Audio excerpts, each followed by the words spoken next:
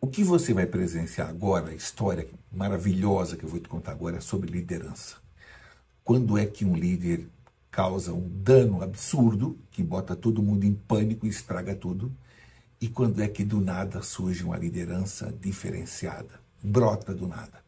Eu vivi essa experiência é uma das boas histórias que eu tenho para contar sobre uma parte da minha infância e juventude. Então, vamos lá. O ano é 1974, 75, por aí, Florianópolis. Eu estudava e no verão eu trabalhava também com meu pai.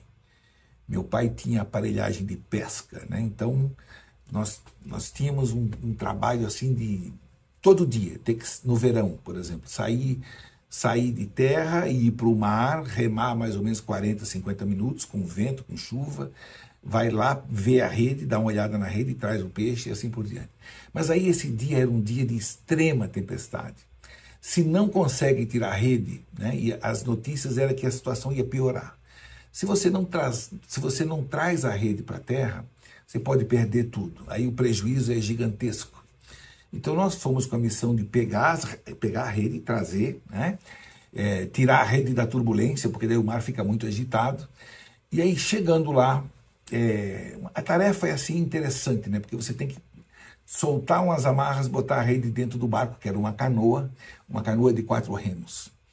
E aí, quando fizemos tudo isso, vento muito forte, mar agitado e tal, e quando a gente começa a remar para ir para a terra, né, para ir para a praia, quando a gente começa a remar contra o vento, porque o vento afastava a gente da orla, né?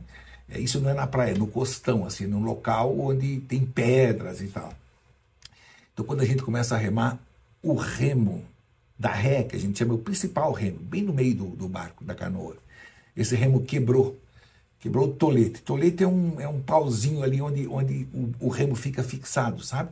Para a gente fazer a força e remar.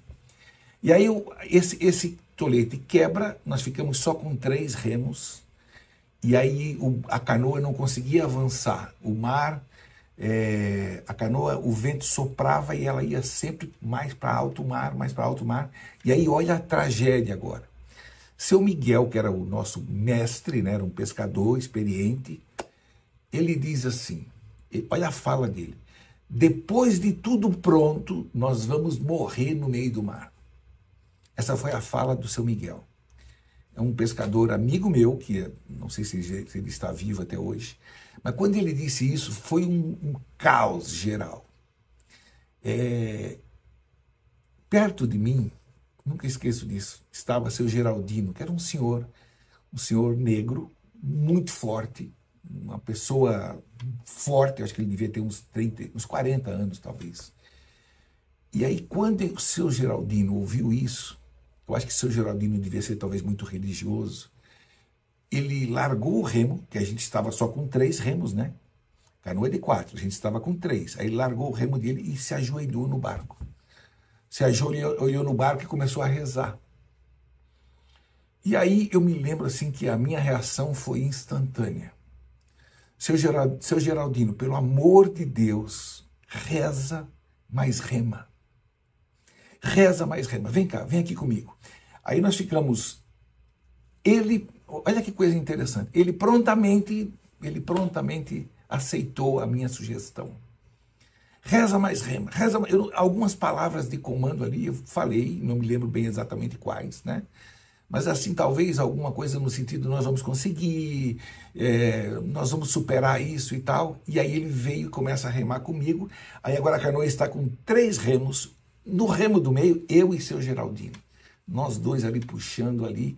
E aí, claro, aí a gente começou a perceber, e aí nós começamos a fazer alguns gritos, algumas palavras de ordem e tal. O chefe lá, seu Miguel, ficou calado. A gente começou a perceber que a gente estava vencendo o vento, que a gente estava avançando, a gente estava praticamente conseguindo, né? Qual é a lição dessa história? Primeiro, o líder. O líder é aquele que está no comando. Se o líder disser, agora está tudo acabado, por exemplo, quando o líder diz isso, aí é fim de linha para muita gente, né? Aí todo aquele entusiasmo, aquele empenho, né? Tudo isso desmorona.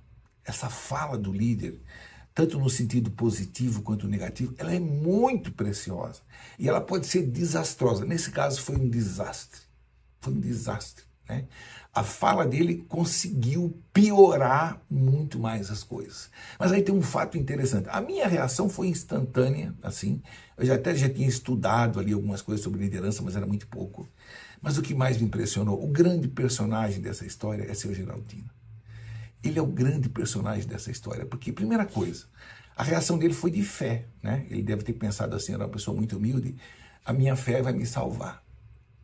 Mas aí quando eu sugiro para que ele reza mais rema ao mesmo tempo, e ele aceita na hora, isso significa também que aí ele se transforma, né? Porque daí a fé original dele se transforma em fé ativa. Olha que coisa preciosa. Agora é uma fé ativa. Agora significa o seguinte, eu acredito, mas eu estou fazendo a minha parte. Eu estou fazendo a minha parte. Isso deu um empoderamento para todos nós. Para todos nós. E ele começou a remar com uma força gigantesca, né? Essa fé ativa é a fé que move montanhas. Então, eu acho que ele é o grande personagem dessa história, porque ele tinha fé. E outra coisa interessante, na hora do comando, ele não foi arrogante, né? Eu tinha 17 anos, ele devia ter uns 40. Ele podia dizer assim, mas cala a boca, pirralho, você não tem nada a ver com isso. Ele foi obediente também. Ele entendeu o contexto, né? E eu acho assim que ele estava ali para dar o melhor de si. E nessa hora, quando as pessoas são estimuladas, devidamente estimuladas, né? Aí nessa hora o resultado vem e vem com muita força, muita força. Essa história é uma das histórias que eu mais me emociono, assim, porque seu Geraldino era uma pessoa extremamente simples, né?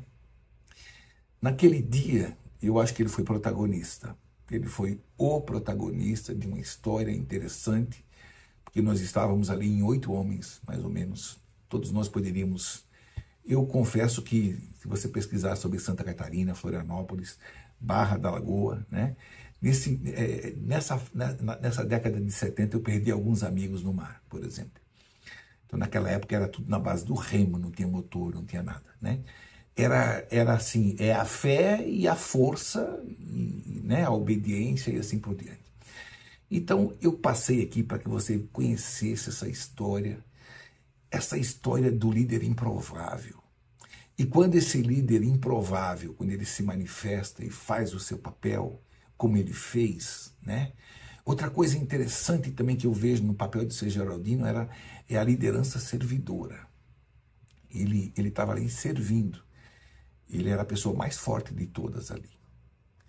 E aí, quando junto com essa vontade de fazer que ele demonstrou desde o começo, ele fez o papel dele de maneira brilhante, assim, na minha opinião.